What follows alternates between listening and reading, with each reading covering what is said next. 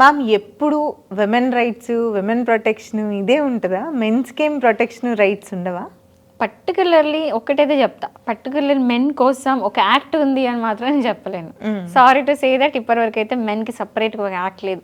అంటే ఉమెన్కి సంబంధించి కొన్ని యాక్ట్స్ ఉన్నాయి. ఎగ్జాంపుల్ ఏంటంటే ఇప్పుడు డౌరీ ప్రొటెక్షన్ యాక్ట్ కానీ, లేకపోతే ఇప్పుడు సెక్షన్ 498A కానీ, అంటే అదే సెక్షన్ 85 ఆఫ్ బిఎన్ఎస్ అట్లా చూస్తే అవి, డొమెస్టిక్ వైలెన్స్ యాక్ట్ ఉంది.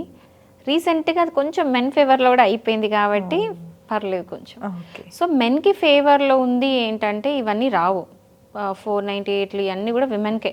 నిర్భయ ఇవన్నీ కూడా విమెన్కే. ఓకే, మెన్కి సపరేట్గా అంటే ఒకటే, ఏదైతే డొమెస్టిక్ వైలెన్స్ యాక్ట్ ఉందో అది ఈవెన్ మెన్ కూడా అప్లై అవుతుంది. చాలామంది డొమెస్టిక్ వైలెన్స్ అనగానే ఓన్లీ విమెన్కి అనుకుంటారు, ఆడవాళ్ళకి మాత్రమే.